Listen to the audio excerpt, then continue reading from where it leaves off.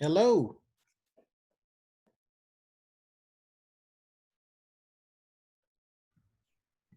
Hello, how are you? I'm good. How you doing? I think you're on mute. I'm on mute. Or maybe I'm on mute. Well, I don't I know I'm on mute. How I, you doing? I can hear you. Can you hear me? Yeah, that was me. Uh, That was an IT problem. did you heard the word picnic? Yes, ma'am. Problem in chair, not in computer. Yes, ma'am. Yes, That was real. absolutely. Thank you so much for agreeing to do this with me. I appreciate your time. And so this is going to be as organic as I can possibly make it, but I'm going to start with a question I ask everyone. Please tell me a little bit about yourself, your family, your career, and anything else you may want to share. Okay. So name is Dwayne Kendall. I am the Chief Technology Officer for the city of Durham. I've been in IT now for 15 years. I joke about it all the time that IT's kind of like dog years, so it feels like I've been in IT for 75 years. So I'm originally from Durham. I'm one of the few people I know that are from here and still here. Mm-hmm. I believe in Durham. I believe in the community of Durham. That's why most of my IT experience has been in the public sector. Mm-hmm. I actually worked at Durham Public Schools as a IT director and for a long time, and most of my experience falls into in the public sector. And I'm a child of Durham and grew up in Durham Public Schools and spent an enormous amount of time trying to help that organization too. So that's a little bit about me. Excellent. And are you married? I Do you am. have children? I do. I have a 16-year-old about to be a 17-year-old. And it's funny. I have an awesome wife, Lashonda, and we have been together since we were 14 years old. Uh, Wow. and we are working on being married for 18 years this year. So, and we got married young, but we knew what we were doing then, and we still got it going now. Don't share those numbers with very many people because we may be able to guess how old you are. Yes, ma'am. So let me ask you my first question. So as a father and a husband, what concerns do you have with the world that you see around you today and yesterday, and not necessarily literally yesterday, but going back to 1619 to where we are today? Yes. So as a father, the challenge is that to me, as the torch is passed from generation to generation, I can share with him my experience growing up in the 90s, late 80s when we were younger. And my experience is going to be completely different than his. I think what ends up happening sometimes is that we don't always realize that the race that we've run is then passed off to the next generation, and their starting point is a lot different than ours. So where the environmental variables and the conditions that exist in the country towards him, about him, through him, um, they are different than they were for me, and also his peers, where I my competition with people of my same color, race, demographics, and people of the opposite colors and demographics are a lot different than his. We're all affected by the same system, but he does not know it the same way I do because he didn't see it the same way I did. And it's unfortunate that some of the challenges, the same thing that, factors that affect him, he may not know why they affect him. But those systems have been in place, for a long time. And so he just doesn't understand, and he won't understand until he has, the experience, unfortunately, that he sees or, he hears about. And I think that that's where, when it comes down to as a father, having this hard conversation with him about policing equity, race and diversity. He's going to go to a workplace eventually that, may have progressed them and have matured to the most of its ability, but still not there yet. Right. And with his expectations that it is there. So he's facing a situation where he'll be combating the same things that we can combat, but at a whole different run leg of the race. So that it's just a very complicated set of conversations to continue to have with him. Do you fear for his safety and well-being when he is away from you? Absolutely. My own personal experience. I'm. What's funny is I've been an athlete and a gamer my whole life. That's how I got in IT was gaming. And so I'm one of the least threatening people that you can possibly meet in a traffic stop.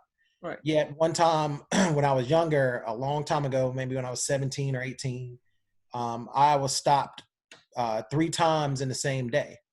And going from Northern Durham High School, errands and back home to when I grew up off of Dearborn. And I didn't know it at the time. The third person to stop me, about a second time, I was completely, a wreck. Because even then, what's so funny about kind of the wokeness of the moment is that people are starting to realize that this is happening. It's been happening. Right. These things have been happening for years and years and years, and our community knows it. But I remember feeling like I don't know what will happen if they keep stopping me.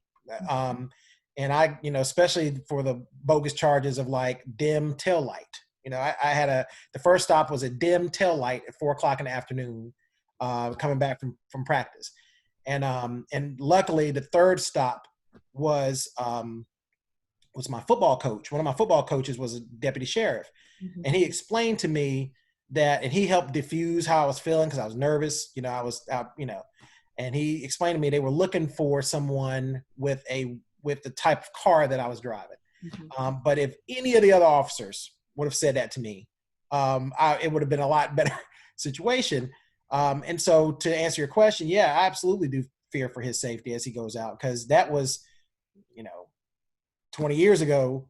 And I would not be surprised if it happened today to me, so, and I can have a suit on, I can have on casual wear and it would be the same situation. So absolutely I fear for his safety, which means I have to have a different conversation with him, which all Black parents do. It's unfortunate, but it's the conversation that happens in our household is, how to address the police when they stop you and what to do and what not to do. And, don't be combative and just get in a situation where you can call us, that kind of thing. But it's just the reality of where we are. Get home safely. Get home safely. Exactly. So let me ask you, in your role as the CTO for the city of Durham and Durham Public Schools, you have a very diverse community that you support. Yes. Have you had any experiences in your workplace where you have not been, I don't even want to say discriminated, but made to feel inferior, although you were, a subject matter expert, very qualified to do your job? Have you ever had any of your end users make you feel less qualified than you knew you were? That's a very good question. I think that for the two organizations that I've, with Durham Public Schools in the city, I've never felt like that with the users. I've had that experience with vendors, especially earlier in my career, where a vendor is used to dealing with a certain demographic, mm-hmm. and where they're also used to seeing the authority level be with a different demographic, and so where you kind of have to deal with a little bit of, are they respecting my role here? If I was different, would they, those kind of things, especially negotiating contracts or dealing with, the procurement process or just dealing with, general value proposition, information from a vendor. As a person who's always been responsible for taxpayer dollars, I negotiate hard, because it is my sincere belief that the Durham taxpayer wants me to. Right. So I'm not gonna take the first thing that comes to us. I'm not gonna take the cheapest thing that comes to us first, just because it's the lowest price. I'm trying to get the best value for the best price, And so what ends up happening is I face an IT industry that is very very white, especially at the executive level. I'll go to a conference or I'll go to places where we see our peers, and the vast majority of them are not like me. Right. And so, that is a complicated situation, because there's also this sense that if you're not, that persuasion, that you don't know as much as someone who is. And I like to refer to it as the black doctor thing, where even in your own situation, where sometimes there's folks that would prefer getting the same exact information from someone else. So, but I've never experienced it with our organizations in Durham. It's mostly the vendors. Well, I can say in that regard, you are absolutely blessed, because most of us experience from our end users, from our peers, from our leadership, from our students. Anyone can see you as completely inferior and incapable of doing the job in which you've been hired to do. You're So, absolutely right. But I'll tell you kind of a side comment towards that. I'm not also of the opinion that that does not happen. Even from a peer-to-peer, department director to department director, where interactions could be the way they are because of factors that are not, are not legitimate factors. That I've experienced the rub between, department directors and folks and those kind of things. And I'm not ascribing any motives, but, I've also had the situation where I did face a little bit of age challenges early on, because I've been a young IT leader for a long time, in comparison to, the rest of the folks that are department directors or the rest of the industry. And so I've faced down age a lot, versus just, demographics, but definitely I've faced down age. absolutely, that's very good. But don't be trying to call me old on the slide. No, ma'am. No, ma'am. So, so let me ask you this. So, last 10 days, we see George Floyd die under the knee of a law enforcement agency. We have seen so much death in the lives of Black people specifically, but not limited only to Black people. As you see these things and think about these things and have discussions about these things, what emotions do you feel? What do you share with your non-Black and brown brothers and sisters? What are the emotions that you're having, and how do you convey them to people that do not look like you?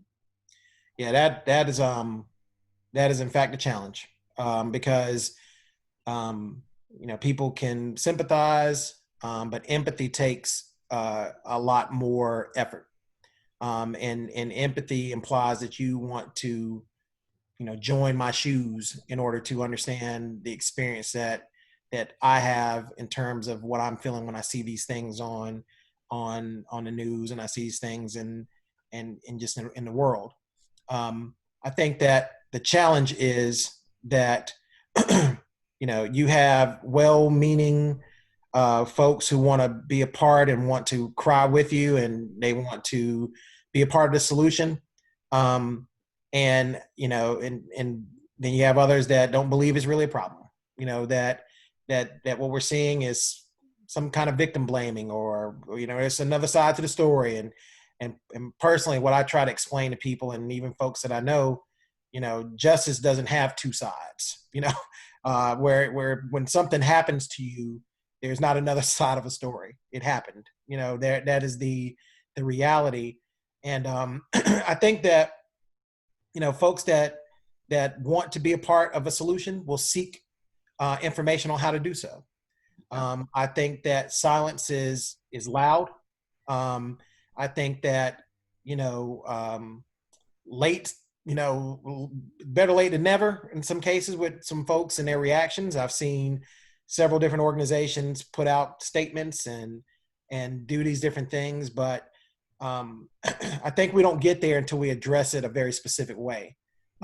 And the conversation with those brothers and sisters of different persuasion is oftentimes just, they're very empathetic, and they just well-meaning. But I think that you got to there have to be systems in place to address the the issues, both the physical issues and the proverbial issues, right? Because I feel like there's a knee in the neck of an employee, especially an African American employee that faces down discrimination on a regular basis. I think there's a knee in the neck of education system. I think there's a knee in the neck of the prison system. There's a knee in the neck everywhere, and I think that we don't tackle those things. We can't have a realistic conversation about those things until we get the knee off our neck. I think about the hierarchy of needs on a regular basis. Like, I'm not thinking about, my education situation or my, what thing I want to buy if I'm hungry. Like I'm not thinking about those things. So it's hard to have a conversation when the knee is on your neck. Right. And so we got to get the knee off the neck first. Right. Let's start there as organizations, and then we can start kind of tackling these things that are being brought out in the streets right now. That makes perfectly good sense. So let me ask you a really practical question. You are a Black man in 21st century America. Your ancestors are probably so proud that you have a life that they could have never had. What legacy do you leave? What efforts are you leaving? What changes are you making for those that come behind you? That's a great question. I think about this on a daily basis. I'll give you an example, and I think this will resonate to the answering of the question. My wife and I now have we are blessed and highly favored, because we were in a situation one time where we made like $40,000 together, and we were happy when we got a 10-cent raise, from a place, and thankfully we are not in that situation anymore. Our income level could afford us a house, and comforts that are 3 and 4 times as much as we purchased. I think that from a legacy perspective, one of the things I think breaks a cycle, and I think about this all the time, that we bought a starter home, and it's a reasonable home. It's we live in it, we love it, we've made adjustments to it to continue to live. And I think that since generational wealth, generational poverty are some of the challenges in our community, that I think that if we pay this home off and we leave, we own something, and that is reasonable to do, that's not dependent on the tide of, income of either one of us, then I think that we've done everything we can. Sometimes you can't see it in your generation. I think that the self-sacrifice of living within our means, and using our life to generate wealth from not having wealth generated to us, is the most important thing that we can do. As well as helping our son with credit, and making sure he makes good decisions financially. I think at that point, and helping him with school, one of the things I joke about all the time is we've kind of sacrificed school loans so that our future generations won't.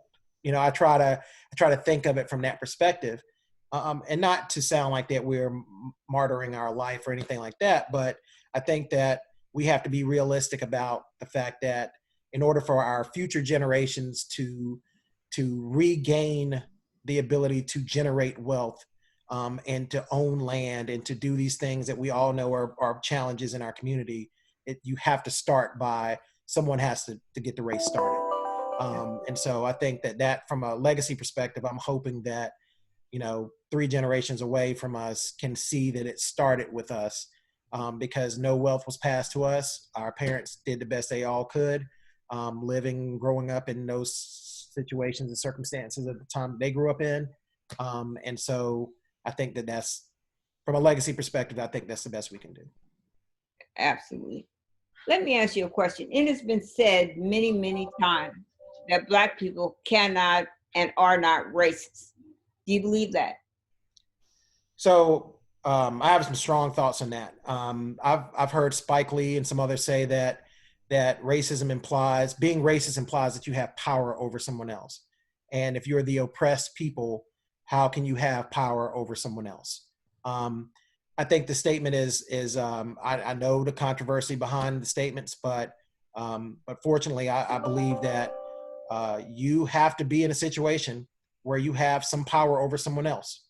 And if you don't have power over someone else, I'm not sure that you can be that way. There is a relationship between the oppressor and the oppressed. Yeah. It is a dynamic that is not always discussed.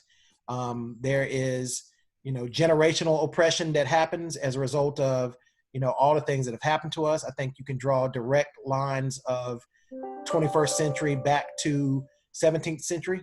I think that throughout our culture, if you've learned behavior and it's been passed, I think that it's been passed. So it's complicated, and I know it's tricky, but I personally believe that you got to have some power over someone to be able to be that way towards them. Exactly. So, as you have talked here today, you have highlighted some very, very important issues that are important in our conversation.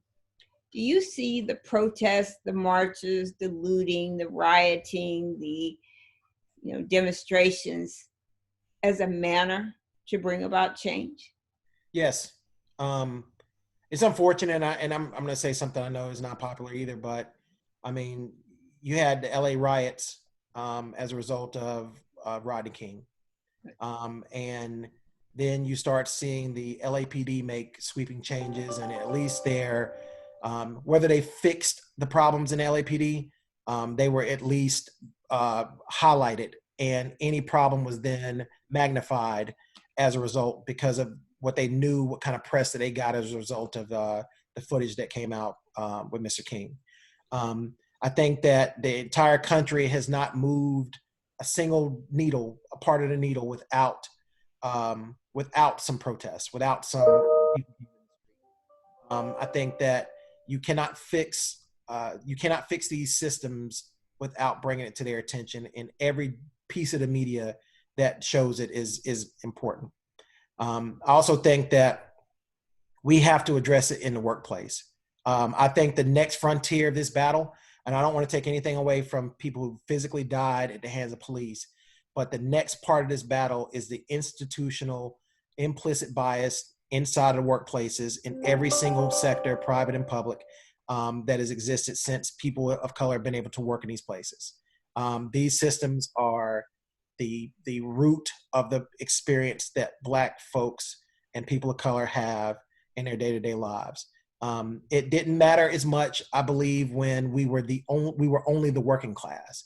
When we were the working class only, we dealt with that situation the best that people could, and people that are in the working class and now still continue to deal with it the best they can, whether they know they're affected by the system or not.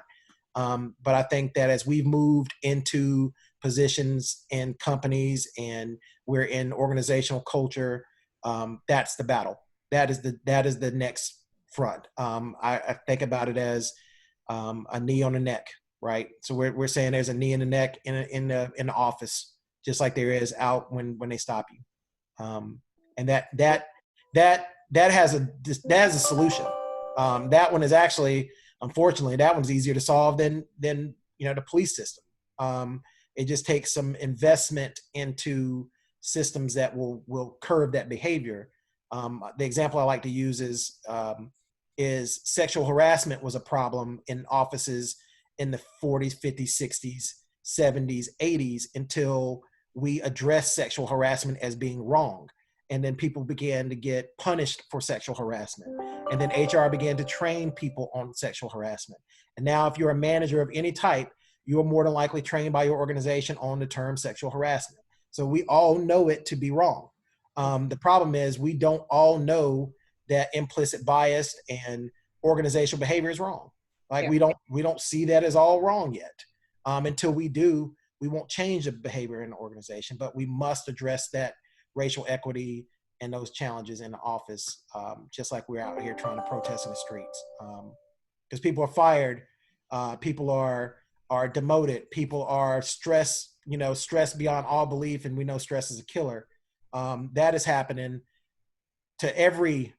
I've not heard the experience of an African American or person of color who has not experienced workplace challenges like that in their life. You know, so we're that's what we have to tackle next, in my opinion. Well, thank you. That was actually absolutely well said.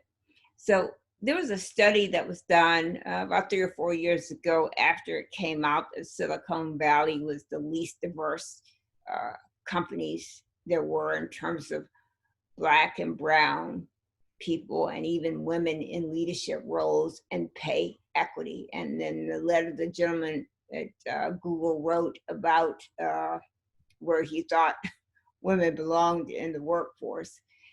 But my question is this: from that research and study, it is said that Black men are the lowest paid men in the entire workforce sector. For every dollar a white man makes, a white woman makes 89 cents. An Asian woman or an Asian, well, let me start with an Asian man. An Asian man makes $1.25 or 25 cents more than the white man. The Asian woman makes 90 cents compared to the white man. The brown woman makes 77 cents of the dollar. The brown man makes 73 cents of the dollar. The Black man makes 67 cents of the dollar. And the Black woman makes 62 cents of the dollar.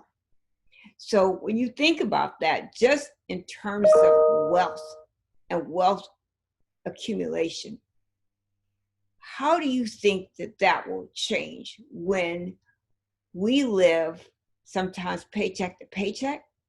We're trying to care for more than just ourselves. You know, we have family members that we're trying to care for, someone who can't pay their mortgage or their rent, someone who can't keep their cell phones on. How do you see the direction of wealth for Black and brown people advancing?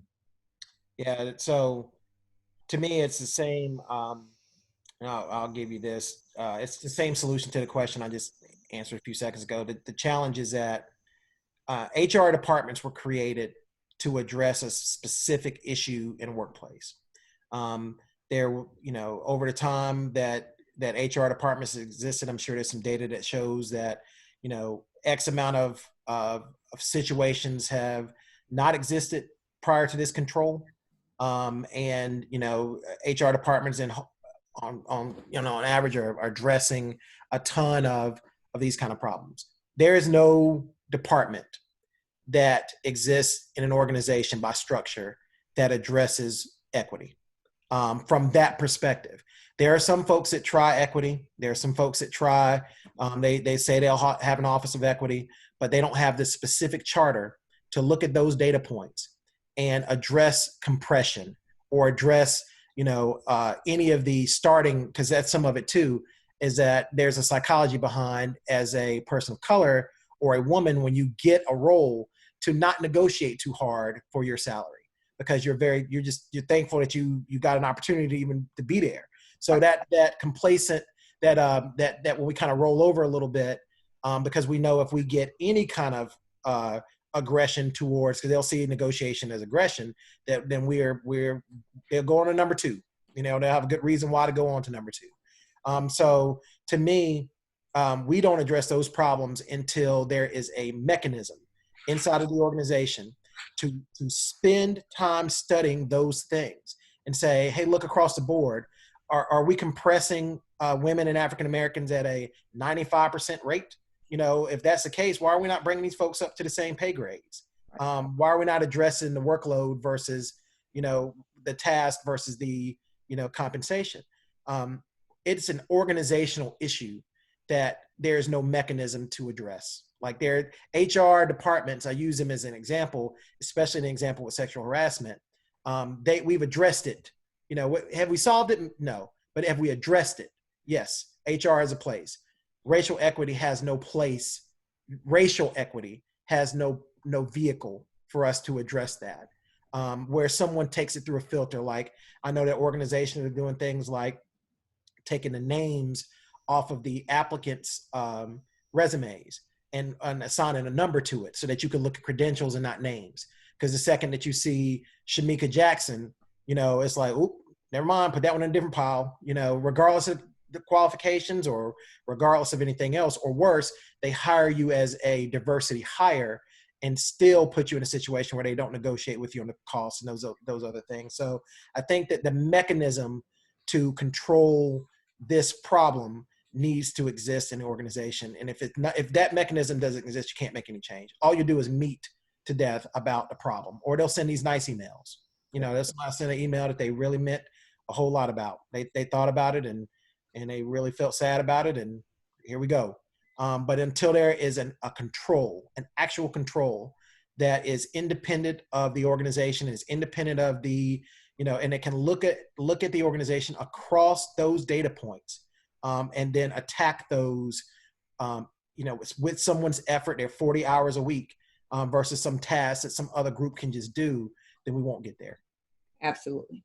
Well, we are almost out of time, so I'm going to give you 2 minutes to say anything that we did not discuss that you want to share with us, and anything that we haven't covered that we should have covered.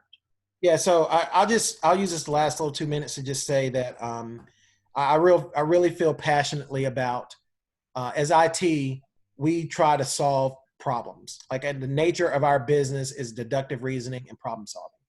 I think that there is a solution to the organizational issues of race and equity, way beyond just the term diversity, and that is a dedicated department that is focused on that specific task.